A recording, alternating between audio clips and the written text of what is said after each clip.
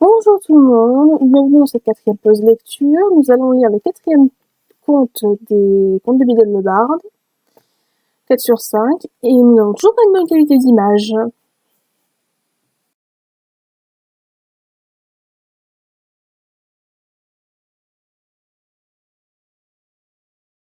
Apparemment, il n'y a pas une très bonne qualité de son non plus, alors je vous recommande de monter au maximum pour m'entendre. Quant à la poissette, il a la poissette tout le temps. Bon, c'est parti. Babiti Lapina et la souche qui gloussait. Il y a longtemps, dans un pays lointain, vivait un roi stupide qui avait décidé qu'il devrait être le seul à disposer de pouvoirs magiques. Il ordonna donc au chef de son armée de former une brigade de chasseurs de sorcières, à qui il fournit une meute de chiens noirs et féroces. En même temps, ils filèrent un avis dans chaque ville et village du royaume. Le roi recherche un professeur de magie.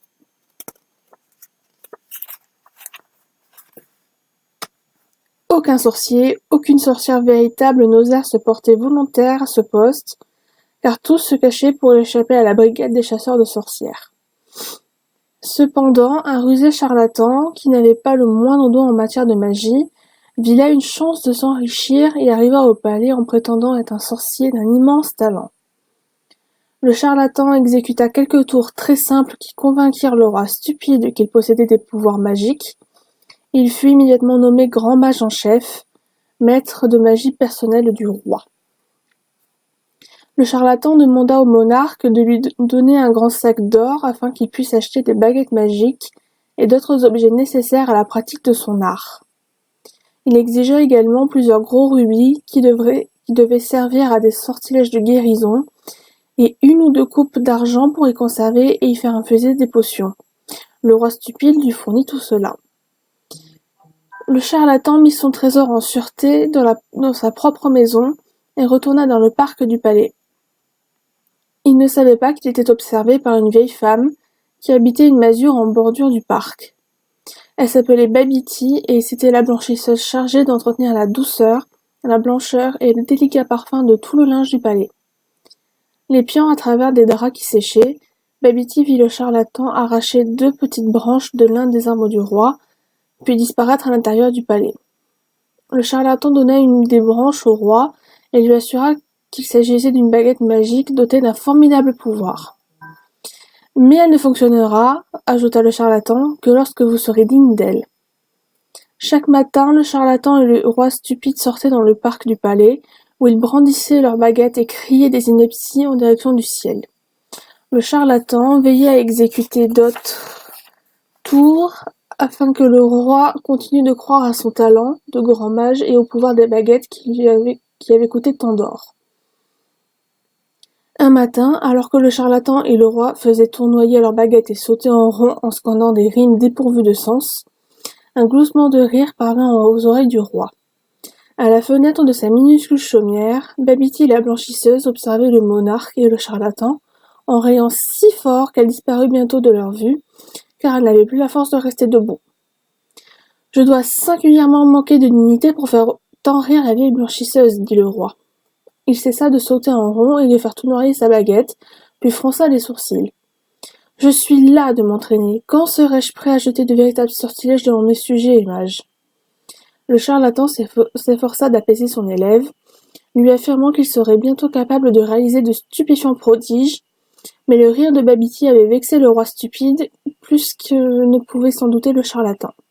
« Demain, dit le monarque, nous inviterons à notre cour à voir le roi faire une démonstration de magie. » Le charlatan comprit qu'il était temps d'aller chercher son trésor et de prendre la fuite. « Hélas, votre majesté, c'est impossible. J'avais oublié de dire à votre majesté que demain, je dois partir pour un long voyage. Si tu quittes ce palais sans ma permission, mage, ma brigade de chasseurs de sorcières te traquera avec ses chiens. Demain matin, tu m'aideras à montrer mes pouvoirs magiques devant les dames et les seigneurs de ma cour, et si quelqu'un se moque de moi, je te ferai trancher la tête. » Le roi rentra à grands pas dans son palais, laissant le charlatan seul et apeuré. Toute sa ruse ne suffirait pas à le sauver. Désormais, car il ne pouvait plus ni s'enfuir, ni aider le roi avec des pouvoirs magiques, dont tous deux étaient dépourvus. Cherchant un exutoire à sa peur et à sa colère, le charlatan s'approcha de la fenêtre de Babity la blanchisseuse. Il jeta un coup d'œil à l'intérieur et vit la petite vieille occupée à polir une baguette magique. Derrière elle, dans un coin, les draps du roi se lavaient tout seuls dans un baquet en bois. Le charlatan comprit aussitôt que Babity était une véritable sorcière, et puisque c'était elle qui l'avait mis dans cette terrible situation, elle pouvait également l'en sortir. « Vieille toupie !» rugit le charlatan. « Ton éclat de rire m'a coûté cher. Si tu ne m'aides pas, je te dénoncerai comme sorcière et c'est toi qui seras déchiquetée par les chiens du roi. » La vieille Babity sourit au charlatan et lui assura qu'elle ferait tout ce qui était à son pouvoir pour l'aider. Le charlatan lui ordonna alors de se cacher dans un fourré pendant que le roi se livrerait à sa démonstration de magie et de jeter des sortilèges à sa place, à son insu. Babity accepta, mais elle posait une question. « Et si le roi essaye de lancer un sort que Babity ne peut exécuter ?» Le charlatan eut un rire moqueur. « Ta magie dépasse de très loin l'imagination de cet imbécile, affirma-t-il. Et il se retira au château, très satisfait de sa propre ingéniosité. Le lendemain matin, toutes les dames et tous les seigneurs du royaume se rassemblèrent dans le parc du palais. Le roi monta sur une estrade dressée devant eux, le charlatan à ses côtés. « Je vais commencer par faire disparaître le chapeau de cette dame, » annonça le monarque en pointant sa petite branche d'arbre sur une femme de la noblesse. Caché à proximité, au creux d'un fourré, Babity pointa sa baguette sur le chapeau et le fit disparaître. Grands furent l'étonnement et l'admiration de la foule, et bruyants les applaudissements qui saluèrent le monarque ravi. « Maintenant, je vais faire voler ce cheval !» s'écria le roi en dirigeant sa branche d'arbre sur son propre destrier. Dans le fourré, Babity pointa sa baguette sur le cheval qui s'éleva haut dans les airs. La foule, plus enthousiaste et plus éblouie que jamais, exprima par une grande clameur son appréciation des talents magiques de son roi. « Et maintenant, reprit le monarque en regardant alentour à la recherche d'une idée, le capitaine de la brigade des chasseurs de sorcières courut alors vers lui. « Votre Majesté, dit-il, Sabre est mort ce matin après avoir mangé un champignon vénéneux. Ramenez-le à la vie, Majesté, grâce à votre baguette. » Et le capitaine hissa sur l'estrade le corps sans vie du plus grand des chiens de chasse aux sorcières. Le roi stupide brandit sa petite branche et la pointa sur le chien mort. Mais, dans le fourré, Babity sourit et ne se donna même pas la peine de lever sa baguette, car aucune magie ne peut ramener les morts à la vie. Voyant que le chien ne bougeait pas, la foule se mit d'abord à murmurer, puis à rire. On soupçonna que les 2 premiers exploits du roi n'étaient finalement que de simples tours d'illusionnistes. « Pourquoi cela ne marche-t-il pas » s'écria le roi en se tournant vers le charlatan. Celui-ci songea qu'il ne lui restait plus qu'une seule ruse possible. « Là, votre majesté, là » s'exclama-t-il en montrant du doigt le fourré dans lequel Babity s'était caché. « Je la vois clairement, une mauvaise sorcière qui lance ses propres sortilèges maléfiques pour empêcher votre magie d'opérer. Qu'on l'arrête, que quelqu'un se saisisse d'elle. » Babity s'enfuit aussitôt du fourré et la brigade des chasseurs de sorcières se lança à sa poursuite, lâchant ses chiens qui se mirent à aboyer, avides du sang de leur proie. Mais alors qu'elle atteignit une haie basse, la petite sorcière disparut et quand le roi, le charlatan et tous les courtisans passèrent de l'autre côté, ils virent la meute de chiens de chasse aux sorcières aboyer en grattant la terre autour d'un arbre courbé par l'âge. « Elle s'est changée en arbre !» s'écria le charlatan et, de peur que Babity reprenne sa forme humaine et le dénonce, il ajouta. « Faites-la abattre, votre majesté, c'est la seule façon de traiter les sorcières maléfiques. » Une hache fut aussitôt apportée et l'on abattit l'arbre sous les acclamations des courtisans et du charlatan. Cependant, tandis qu'il s'apprêtait à retourner au palais, un gloussement de rire sonore les figea sur place. « Imbécile !» s'écria derrière eux la voix de Babity qui s'élevait de la souche de l'arbre abattu. « Il est impossible de tuer un sorcier ou une sorcière en les coupant en 2. Si vous ne me croyez pas, prenez la hache et essayez donc de couper le grand mage en 2. » Le capitaine de la brigade des chasseurs de sorcières était impatient de faire l'expérience, mais, alors qu'il levait la hache, le charlatan tomba à genoux, criant grâce et confessant son infamie. Tandis qu'on le traînait vers les cachots, la souche de l'arbre se mit à glousser plus bruyamment que jamais. En coupant une sorcière en 2, vous avez déclenché un épouvantable maléfice sur votre royaume, dit-elle au roi pétrifié. Désormais, chaque fois que vous ferez du mal à l'un de mes semblables, sorcières ou sorciers, vous sentirez comme un coup de hache dans votre propre flanc et la douleur sera telle que vous souhaiterez en mourir. Le roi, à son tour, tomba alors à genoux et déclara à la souche qu'il allait immédiatement rédiger une proclamation par laquelle tous les sorciers et sorcières du royaume seraient protégés et autorisés à pratiquer leur magie en paix. Très bien, répondit la souche, mais vous n'avez pas réparé vos torts envers Babiti. Tout, je ferai tout ce que vous voudrez, s'écria le roi stupide en se tordant les mains devant la souche. Vous élèverez sur moi une statue de Babiti, en souvenir de votre pauvre blanchisseuse et pour vous rappeler à jamais votre propre stupidité, dit la souche.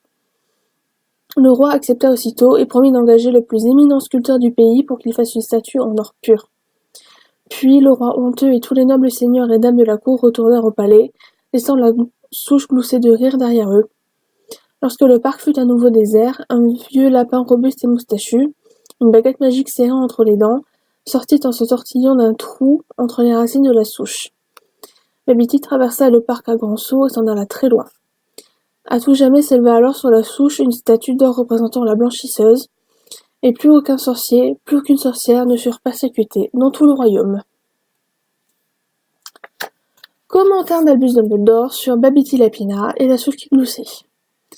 L'histoire de Babiti Lapina et la souche qui gloussait est de bien des manières le plus réaliste de tous les contes de Biddle, en ce sens que la magie qu'il y décrit est presque entièrement conforme aux lois magiques que nous connaissons.